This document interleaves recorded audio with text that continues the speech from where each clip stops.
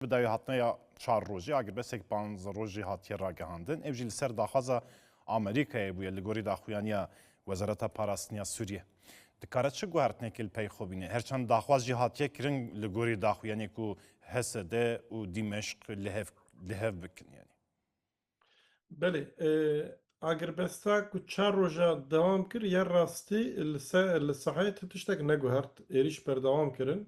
و بتایبەت شیل دەردۆرا کۆبانێک و ئەم هەموو شۆپینن دۆر پێشکردنێک هەیە ئەف دۆر پێشکردنشی بەردەوام دکێ و لگۆری ئاگاهیان کو vê êvarê yani beriya vê daxuyaniyê ku hata jî behs kir ku ji qadê hatin erê rast e ji Şamê ji hikûmeta Şamê daxuyaniyê ku hatayîn wezareta parastinê ku agirbest ji bo 15 roja hatiye dirêjkirin lê belê di eniya şer de sevqiyat yani sirkulasyon çûyîn hatinek mezin a leşkerî heye gelek leşker dişînin qadê şer û li gorî agahiyên ku rojnamevanên li wê derê nûçegehanên ku li wê derê ne dibînin dibêjin gelek çekên giran ê dewleta Tirkiye jî van grûpa rane û li wê derê haziriyekî amadekariyek şerê berfireh dikin. Îro nava rojê dihat nîqaşkirin ku ew ê agirbest were dirêjkirin an na pêşî wezareta karê dervaya Sûriye belkî te jî dîtibe daxuyaniyek da got tiştek wisa tineye bi hesedê re me te agirbestek dirêj nekiriye lê niha wezareta parastinê dibêje me ji bo 15 roja dirêj kirî û ev jî ji bo li ser daxwaza Amerîka pêk hatiye werxuyaye ku Amerîka berê daxuyanî dabûn ew ê 7000 girtiyên Daişî ji Sûriye derbasî Iraqê bike û ji bo ku aloziyek tevliyeviyek çê nebe rewş wê derê aram bê Amerîka ji wan xwestiye ku agirbest dirêj bibe agirbest 15 roj hatiye dirêjkirin. Ez bawer nakim ku di vê rewşê de ev pir bandorek mezin li ser rewşa şer bike dibe yani ku Kürt nikarin Sudêjwê eger beste pazda rojî werbigirin bibire deng baş nakim. yani tenê Amerîkayê ji bo rewşa veguhastina girtiyên Daişê ev tişt belav kir Kurd nikarin divê rewşê de divê agirbestê de Sûdê werbigirin Yani bêguman dikarin sûd werbigirin di nava van 15 roja da em nizanin ew çi bibe belkî piş perdê da hin yani têkiliyên siyasî hebin ji xwe dicivîne herî dawî a hewlêrê da aliyê rêveberiya xweser Hêzê Sûriya Demokratîk hin pêşniyar jî kirin û nûnerê Amerîka Tom Barak û fermanderê CENTCOMê çûn Dîmeşk ji bo ku vê mijarê wara biaxivin lê heta niha bersivek nedane werxuyaye ku li hevhatinekî siyasî çê nebiye ji ber ku li hevhatinekî siyasî çê nebiye niha basa agirbestê dikin di nava van 15 roja da li aliyekî dibe ku ev hevdîtin pêkwerin lê li aliyê din ew ê herkes yani her du alî jî amadekariyê xwe ji bo şer bike yani aliyê din ji xwe dike bêguman aliyê rojava jî ji bo xweparastinê ew ê di nava van 15 roja da haziriyê xwe bikin lê dibe ku em bizanbin ku agirbest pirê cara jî li ser kaxaz dimîne yani îro jî Hêzê Sûriya Demokratîk xuya kirin ku mesela li herêma Cizîrê di cara êriş pêk hatine ji ber vê sedemê ev mijar yani saatek din di saetê din ya rastiyê çi bixirabîne em nizanin lê sedemek din jî heye ku divê em vêya bibînin kekeyîb ew jî ew e ku niha Kurd hemî li dora rojava bûne yek û dibêjin ev êrişê ku li dijî rojavana li dijî tevê Kurd û Kurdistanê ne yani armancek Türkiye û Sûriye jî ew e ku vê hêrsa Kurdan ki bitefînin yani bêjim ay agirbest çêbû û tamam ew hinkî rihatî rehavet jî çêbe ew jî yani nuqteyek girîng e yani dibe wê em demê gelek giring e ew rabûna Serpiyan ya Kurdistaniyan çi li navxwe çi li derwê welat Kurdistaniyên derve ku bi herseke herî mezin Serpiyanin û tifaq û yekîtî û yekbûna xwe bi wê tifaqê dibêjin em piştevaniya rojava dikin ev nuqte divê berdewam be heta encamekê digire ev rewşahî bêguman sedî sed wisa ji ber ku esasê xwe da niha gelê Kurd em hemî jî yani çi siyasetmedar çi xebatkarên ragihandinê çi kesekî li mala xwe yani em hemî Kurd dibînin ku erê îro rast e ev êriş li dijî Rojavayê li dijî Kobanê ye li dijî Qamişlo li dijî Hesekê ye lê ev êriş eger ku li wir bi ser bikeve sibê re ew êrişî Hewlêrê jî bikin sibê re dikarin êrişî Silêmaniyê jî bikin sibê re dikarin êrişî Duhokê jî bikin êrişî yani armanca wan تێکبرنا کوردایە و پشتوی پلانێکی دەولەتە ترکیە ئەف تشتێکی بەشاردینین و هەر کورد ڤە دبینێ ji ber ku dibîne bi hêrsek mezin dikeve kolana cara ewil e belkî ku hemî Kurd ji fikrê cuda ji beşên cuda li deverên cuda bi rengên cuda li ser mijarekî dibin yek ev jî tiştekî pir giring e pir mezin e û dibe ev sînerjî sar nebe dibe were berdewam kirin em bizanbin ku xeteriya sibê ji a doh bilindtir e wê demê dibe reaksiyona me wek Kurd sekna me sibê ji îro do jî xurttir be yani xeterî neçûye xeterî car cara yani niha dibêjin du hefte agirbest pazar roja agirbest belkî piştî pazar roja û bi îhtimalek mezin jî wisa ye xwe ji bo amadekariyek êrişek mezin amadekar dikin ji ber vê sedemê dibe em jî her tiştî re amade bin bêguman şervan cephêne haziriyê xwe dikin hêja we di nûçeya xwe de bahsî kir û li wê dere ew tişta dikeve ser milêvan dike lê wek gel wek ragihandin wek hemû li deverê Kurdistan derveyê welat dibe em jî şiyar bin û ev tişta ku hatî destpêkirin ev mobilîzasyon ev li hevkirin ev yekîtî ev rihê ku hatiye pêşketiye divê were berdewam kirin باشه برز دیجده هنکی از خوازم گریده روشا پیواجوی باکور جیم بنرخینن یعنی شیروه که یکو آمانجا دست بکرنا و پیواجوی کل باکور دست بکر جوالی راکرنا ستاتوی روجوای کردستانی بو اگر دوین نقطه ده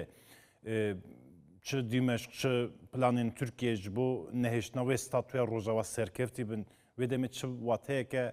پیواجوی دمینه د demek ki de cezveci lezede bikim yani rayadarın Kürt li Bakurê Kurdistanê hinekî vê hesasiyetê di parêzin dibêjin divê hesasiyeta pêvajoyê jî yani ne têk birin. Belê yani dewleta Türk pêvajoyek da dest pêkirin û aliyê Kurd jî bersiv davê pêvajoyê her aliyek bêguman ajandayek xwe planek xwe cuda ye eger ku li hevhatinek çêbiya ji xwe ev pêvajo niha gihîşt û encamekî ji ber ku li hevhatinek tune fikrên cuda ajandayê cuda hinin pêvajo heta niha neket bi ser neketî û ne diyare bi ser bikeve anna li dewleta Türk li aliyekî ev pêvajo rast da meşandin aliyekî jî niha derket olê ku li benda firsendekê bû û niha ev firsend li gorî xwe dîtine bi Amerîka re li hev kirine û bi werxuya bi İsraîl re jî li hev kirine ji bo ku sibê ro li hemberî Îranê şerek were destpêkirin Tirkiye qebûl kirî ku beşdarî vî şerê bibe û yek daxwaza Tirkiye ew e ku Tirkiye dibe baş e ez karim ji bo vî şerê bivim leşkerê we lê dibe hûn jî ji min re bivin alîkar ji bo ku ez destkeftiyê Kurda têk bivim pêşî li Sûrî piştira li başûr û dawiyê li Îranê û niha werxuyayek ku planek jî heye ev mijarek pir xeter e li Sûriyê û li Iraqê û dawiya dawî li Îranê şerekî şiya û Sunî çêkin û Türk jî bivê beşê vê bloka Sunî de bivê aktorekî şer û di vê navberê de Kurda tengav bikin. Îca Kurd jî yani tevgera Kurd jî ez bawerim ku projeksyonek danî pêşiya xwe û ev xeterî dît esas ji bo ku ev pêvajo yani ev rewşa li Sûrî nahê were sekinandin yani êrişî li dijî Kurda werin sekinandin ji bo vê sedemê ev pêvajo qebûl kir. Yani hin kesê ku dibêjin eger ev pêvajo nebiya ew ê ev êriş pêk nehatin ev xeletin. Eger ev pêvajo nebiya belkî ev êrişê ku em niha behs dikin sê mehe pênc mehe berê pêk hatibûna. û ev pêvajo ji bo sekinandina vê van êrişa bû lê di vir de çi heye yani aliyê Kurd dibêje ki çi bi Sûrî re çi bi Tirkiye re em ji bo çareserkirinek siyasî amade ne lê eger ku hûn êrişî me bikin neşarin xwe biparêzin di vir de tiştekî xelet tune ye yani aliyê Kurd nikare bêj di hetanî dawî bê siyaset bê mizakere bê measad bê pêvajo yani ev wek niyetekê niha li holê ye lê dawiya dawî niha dewleta Tirk niyeta xwe eşkere kirî dewleta Tirk dibêje ki ez statûyek ji bo Kurdan naxwazim yani dewleta Tirk niha biryar daye ku Kurd ji li herêma Rojhilatê Navîn bê maf û heq bibînin ne tenê li Tirkiye